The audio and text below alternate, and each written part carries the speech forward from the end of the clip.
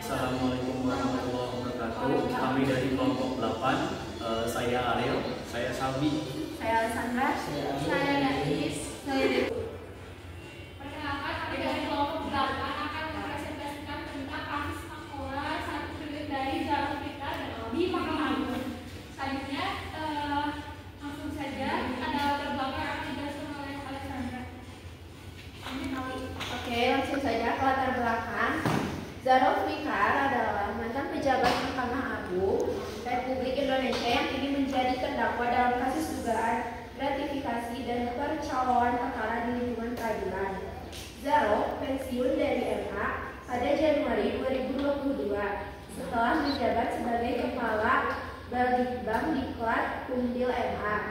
Selama masa jabatannya dari 2012 hingga 2022, ia didakwa menerima gratifikasi sebesar 915 miliar dan 51 kg emas dari pihak-pihak yang berperkara di pengadilan.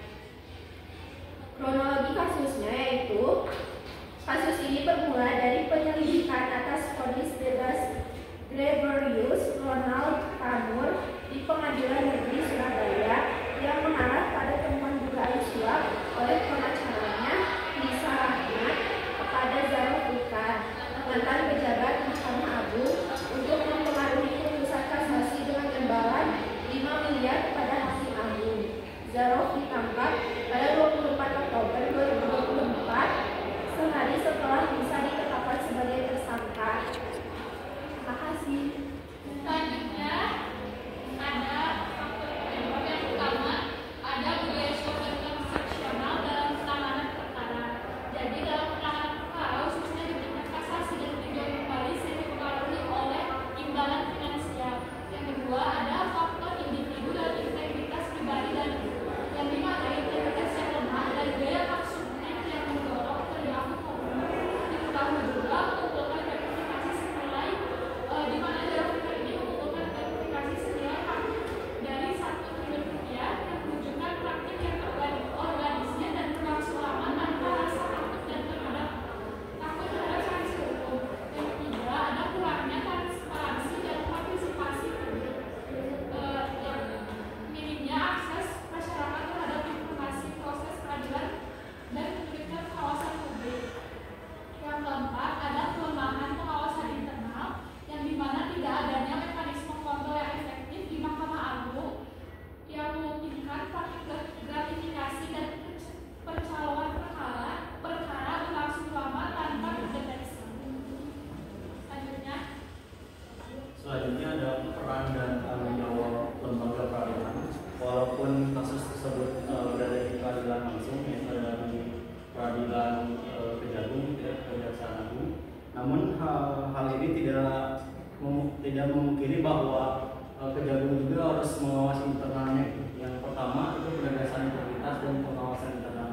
Hal ini tuh terjadi karena ada alumni atau Mahkamah Agung, pejabat Mahkamah Agung yang bermain di internal. Nah, hal ini menunjukkan bagaimana Hakim Agung dan Hakim anggota itu harus saling mengawasi satu sama lain. Dan ini pun menjadi transparansi. Yang kedua adalah penguatan badan pengawasan.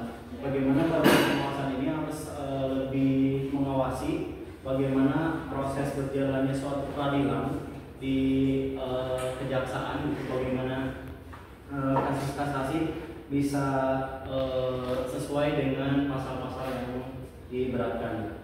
Yang ketiga itu adalah digitalisasi sistem manajemen perkara. Bagaimana digitalisasi ini tidak ada yang bisa mengotak-atik walaupun pejabat tinggi di Mahkamah Agung tersebut. Yang keempat itu ada kolaborasi antar lembaga penegak hukum. Ini masih sama, yaitu saling mengawasi satu sama lain. Jadi tidak adanya hal-hal yang kecurangan di antara peradilan satu sama lain gitu. Yang kelima itu adalah komitmen terhadap sanksi tegas. Bagaimana Mahkamah Agung atau Hakim Agung serta Hakim anggota itu bisa tetap berintegritas. Bagaimana mereka mengetahui pasal yang harus dipasangkan kepada tersangka dan juga menolak semua hal gratifikasi. Yang keenam itu adalah praktek edukatif dan pencegahan. Bagaimana hakim agung dan hakim anggota ini itu harus dijelaskan kembali dan harus harus dicegah gitu. Bagaimana mereka tidak bisa melakukan gratifikasi atau hal-hal yang memengaruhi suatu status kasasi tersebut. Oke, selanjutnya ada upaya dan solusi untuk mencegah kasus serupa. Yang pertama ada penguatan sistem pengawasan internal. Kedua juga kita ada pemanfaatan teknologi pelacakan digital. Lalu yang ketiga ada digitalisasi proses peradilan atau e-court dan e-litigation. Lalu juga ada peningkatan kapasitas SDM. Ada juga penegakan hukum yang tegas dan adil. Lalu pembentukan budaya hukum berintegritas serta yang terakhir ada perlindungan whistleblower.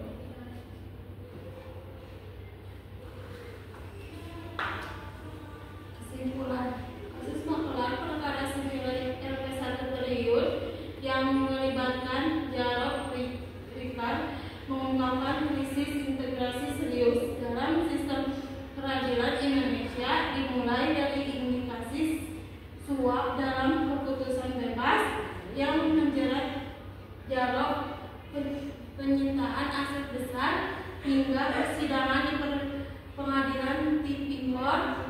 Kasus ini dipicu oleh lemahnya pengawasan internal budaya suap yang